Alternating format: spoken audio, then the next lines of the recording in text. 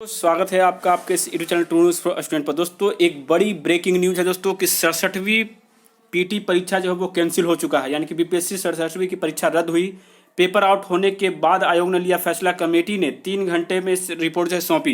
तो आइए दोस्तों पूरे खबर को जानते हैं कि आखिर क्यों इसको रद्द किया गया। और आप सभी को पता है कि सुबह से ही आपको दोपहर से ही जो आपको पता चल रहा था कि पेपर वायरल हो रहे थे और 11:54 में ही पेपर वायरल हो गया था। तो देखिए दोस्तों इस मामले में क्या कहना है कि रविवार को आयोजित बीपीएससी 67वीं पीटी के पेपर को रद्द कर दिया गया है।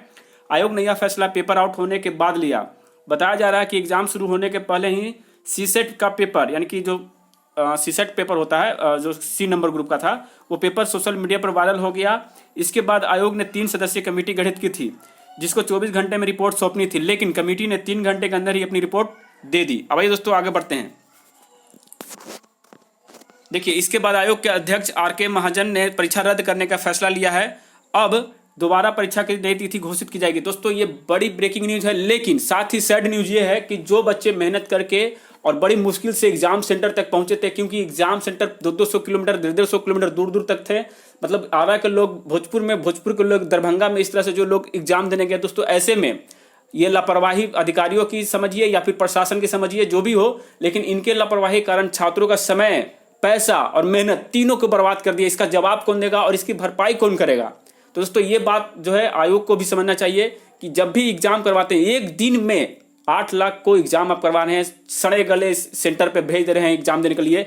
यूपीएससी नहीं हो रहा भाई, ये बीपीएससी है। बीपीएससी से मतलब सॉरी एसएससी वगैरह का एग्जाम नहीं है, ये बीपीएससी का। इसको थोड़ा सरल तरीके से नहीं बल्कि कठिन तरीके से एग्जाम लेना चाहिए और सेंटर को मतलब वैल्यूएबल सेंटर देना चाहिए, नहीं कि जो मन आया जिसको मन उसको सेंटर दे दो।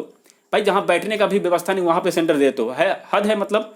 तो यही सब दोस्तों छात्रों के साथ धोखा हो रहा है। ये धोखा निचले लेवल पे नहीं होता है, ग्राउंड लेवल पे। ये धोखा ऊपरी जो बड़े बड़े अधिकारी बैठे हुए हैं, पदाधिकारी बैठे हुए, वहां से ये धोखाधड़ी का काम चलता है। पकड़ा गए तो ठीक, नहीं पकड़ाए तो ये माल कब का घोटा गया होता है ना। तो यही बात है। तो भास्कर से बातचीत में सचिव ने भी मानी कि पेपर लीक होने के बाद और प्रश्न पत्र लीक होने के बाद बीपीएससी के सचिव जीत सिंह ने भास्कर ने एक्सक्लूसिव बातचीत की। उन्होंने बताया कि दोपहर 12 बजे के बाद हमें व्यक्तिगत रूप से जानकारी मिली कि सेट सी के जो है प्रश्न पत्र वायरल हुए हैं। वायरल प्रश्न पत्र की पुष्टि कराई गई तो पता चला कि जो प्रश्न पत्र दिया जाना वही वायरल हुआ है। इसके वायरल होने की टाइमिंग की जांच कर रहे हैं तो पता चला कि ये 11:54 में पेपर वायरल हो गया था। तो दोस्तों देख सकते हैं 12 बजे से पेपर था और 11:54 में ही पेपर वायरल हो गया।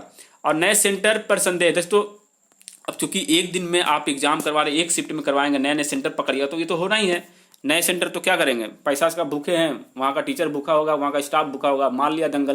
दोस्तों आयोग के सचिव ने बताया कि इस बार रिकॉर्ड 6,02,000 अभ्यर्थियों ने आवेदन किया था। इनके लिए 1,083 सेंटर बनाए गए थे। अभ्यर्थी की संख्या अधिक होने की वजह से कई ऐसी जगहों पर भी सेंटर बनाए गए जहां परीक्षा कराने का अनुभव नहीं था। हम जांच कर रहे हैं कि किस सेंटर के यह प्रश्न पत्र लिखवा। बेटा अनुभव नहीं था, ये बात लिखते हैं, हज है, मतलब बोलने में थोड़ा खराब लग रहा है लेकिन क्या करें, अनुभव नहीं था उसको आप सेंटर दे दिए। अरे भाई आप रेलवे से कुछ सीख लीजिए, वो 2-3 बार जो है ईसीए चूज करवाता है और पूरा अनुभवी को लेता है। अनुभव जो भी ईसीए होते हैं, जो भी टेंडर वाले होते हैं, वो अनुभवी रहते हैं तभी उनको मिलता है पेपर। वो भी अनुभवी क्या, 1-2 पेपर कराने वाला नहीं, हजारों तरह के पेपर करवाने वालों को भी एक सेंटर दिया जाता है, ये एग्जाम कंडक्ट कराने का मैंने जो है ठेका दिया जाता है। तो आप अनुभवहीन को दे दिए, हद है मतलब। आप छोटा मोटा एग्जाम करवा रहे हैं। हाँ, और 2-4 पुलिस सिपाही जो नए नए भर्ती लिए हैं, सिपाही कांस्टेबल, हम देखे नहीं गेट पर कितने कांस्टेबल कितने एक्सपीरियंस वाले हैं, और उसको तो खैनी लगाने से फुर्सत नहीं है, बात करने से फुर्सत नहीं है, वो क्या देखेगा कि एग्जाम सेंटर में क्या हो रहा है।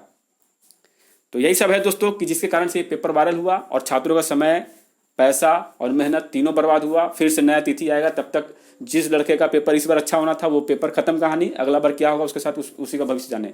तो जो भी हुआ बुरा हुआ, बहुत ही बुरा हुआ, निंदनीय है। और बिहार में इस चीज़ पर जो है कभी पाबंदी नहीं लगेगी, हमको पूरा पता है, क्योंकि बिहार के 90% अधिकारी, 100% कर्मचारी और पूरा का पूरा सिस्टम भ्रष्टाचार में लिप्त है। ये कभी सुधरेगा नहीं, क्या है कि सुधर जाएगा तो बिहार आगे बढ़ जाएगा, जो कि लोग चाहते नहीं हैं। तो जय हिंद दोस्तों, जय भारत।